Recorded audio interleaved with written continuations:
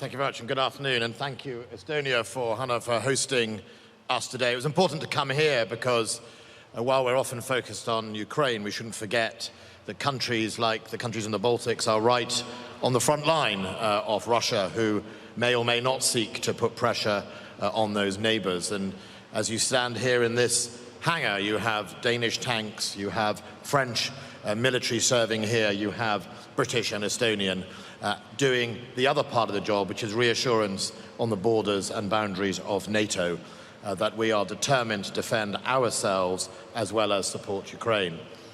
When President Putin started the invasion on the 24th of February, he made a number of assumptions. The first one being that Ukrainians would not fight. The second one being that his superior military, as he thought about it, would quickly crush any resistance, and by now, in fact within 3 weeks, he would be pretty much in control of Ukraine. And finally, he banked on the fact that he thought the international community was fickle, that it wouldn't stick together, that we wouldn't see it through, and indeed by now we'd have all got bored and been bullied by high energy prices. Well, none of those have turned out to be true. 2023 is about demonstrating to Putin that that last point, the point that the international community isn't fractured, that the international community is more than ever determined to stand by Ukraine to see it through. You know, we are here today and we'll be here tomorrow in Ramstein in the United States, hosted a Ramstein conference with many more of our both NATO partners but also other non-NATO nations, to make it very clear to President Putin that we will continue to donate, continue to train and continue to stand by Ukraine. Because if President Putin is banking on us getting bored this year, he's wrong.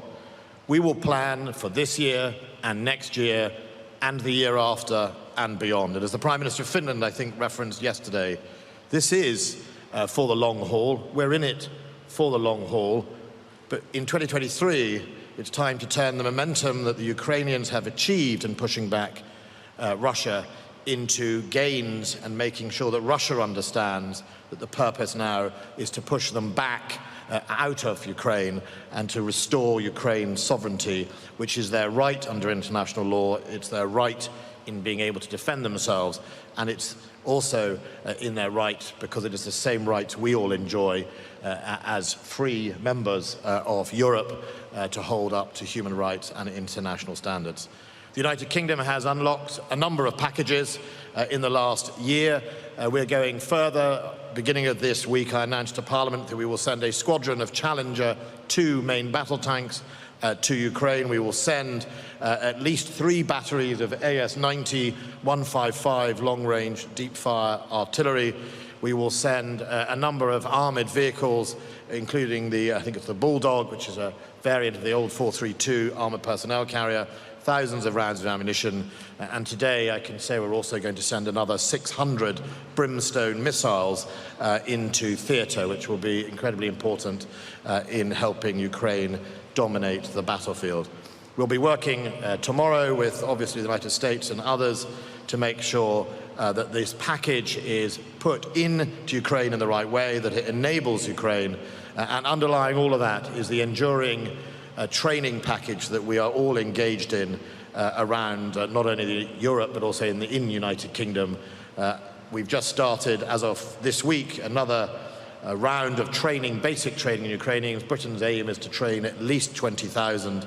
There may be more training, and we are helped by that from everyone from Lithuania, Denmark, Sweden, Finland, Australia, New Zealand. I'm just trying to run it, Estonia here, and the Dutch as well. So we've got a significant number of nations helping out, and we're going to carry on. So if the message from this is one thing, it's we're not going anywhere, Mr. Putin. We're here for the long haul. We're standing by Ukraine. You need to recalculate. You need to make a change. You need to leave Ukraine, return it to its sovereign borders, and uphold the international law that you say you respect. Thank you.